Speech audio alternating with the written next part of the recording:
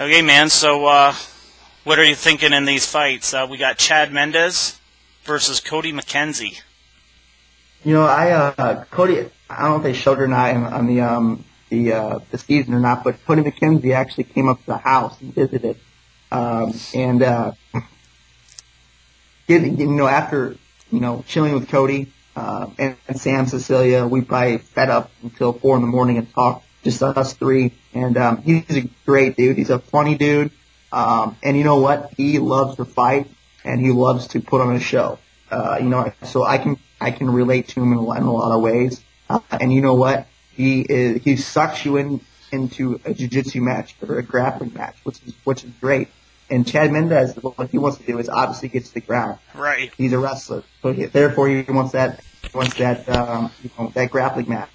But I mean, if he puts that head anywhere near Cody's side, that McKenzie team is going to be all night. You know what I mean? So I like McKenzie on this, but I'm gonna have to go with Mendes. I mean, Chad Mendes is one of the best wrestlers in UFC, and he knows how to wrestle well, and he knows how to get in those dominant positions like a wrestler and stay in those dominant positions. And and team favor, the alpha male team, they're all about the guillotines, just like Cody McKenzie is. So I'm sure that they're putting all kinds of defenses on him for the guillotine. So I'm going to go with Chad Mendes on that one. He's by far going to be the better fighter. Okay, man. And next up we have Kung Lee versus Patrick the Predator Cote. This is going to be it's a different matchup. That's just going to be an awkward matchup. I'm going to have to go with Kung Lee on this one. Kung Lee is exciting, great kickboxing, phenomenal kicks, just like myself. So I'm going to go with Kung Lee on that one. But if Cote can get it to the ground, of course, Kung Lee can be in some trouble, but it's going to be hard for him to get inside on Kung Lee with his hands and his kicks. It's going to be really hard for him to get him down to the ground. Okay, the next one we got is the trilogy, man. Forrest Griffin versus Tito Ortiz. Yeah, I'm not a big fan of Tito.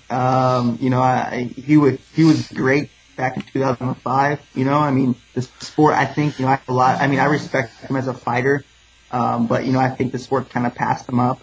I'm going to have to go with Forrest Griffin on this one. Forrest Griffin's a grinder, loves a fight. If he ain't bleeding, if you don't got a black eye, if he's not cut open, he's not happy.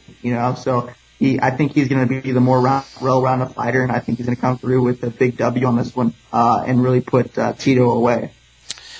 Okay, man, and what do you think will happen if Tito does get this win? Like, as far as Forrest goes in his career, is that going to be a very hard pill to swallow at this point? Yeah, I think so. I think for both of these guys, I think the careers are on the line for both of them. Whoever wins this stays in the UFC. Whoever don't win is getting cut.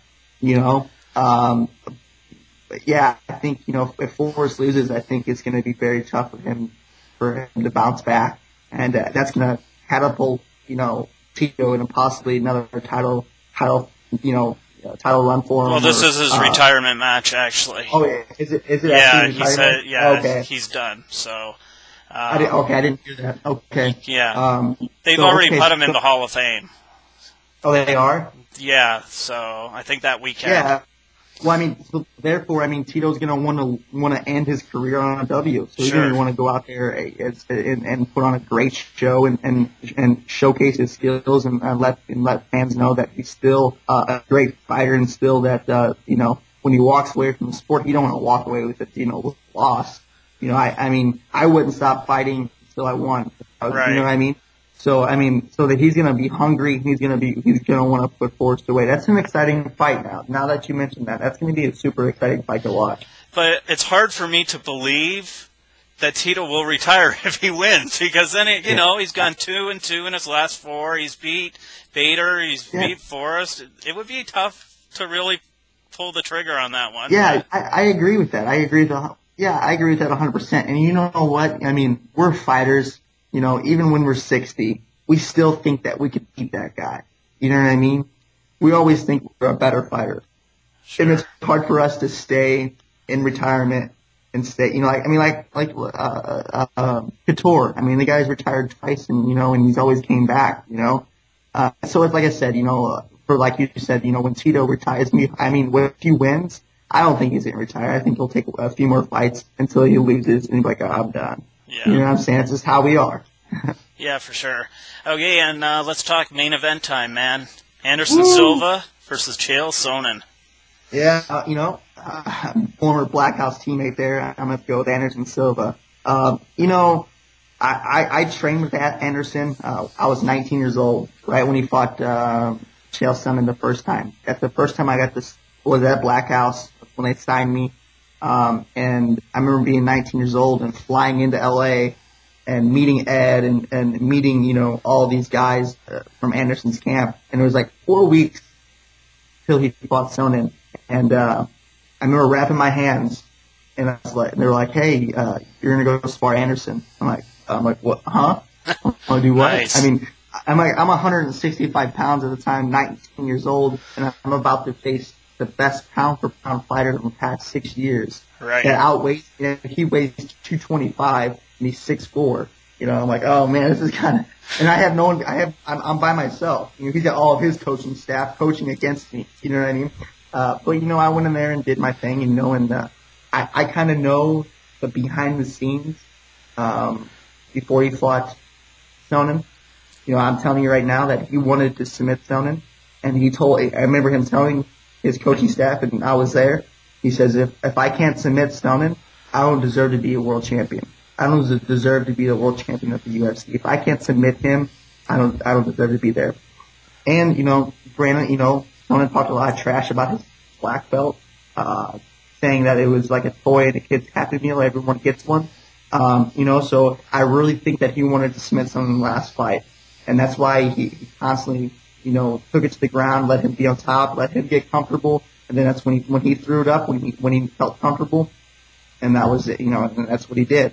I seen him drill that triangle that he hit Sonnen with for the past, 2 hours a day, constantly just hit that triangle, hit that triangle, hit that triangle. But Sonnen's hungry, and he knows how to make it a grindy fight, make a great fighter, a phenomenal striker, a great fighter, make him look bad. He's a guy that can do that. He's a guy that can kind of put a great fighter that seems like he can be unstoppable, untouchable. He's the type of guy that can put his back against the fence and just wear him down. But I think Anderson's going to come out. I think he's going to knock him out. I really do. He wants to put his foot down on this and show people that Chael Sonnen isn't in his world at his level, which I know personally, and I think a lot of people out there also know that he's not as good a striker as Anderson Silva. Okay, man. Thanks for doing this. Oh, hey, no problem, dude. Okay, good times, man. Thanks very much. Oh, no problem, brother. I appreciate it. Okay, see ya.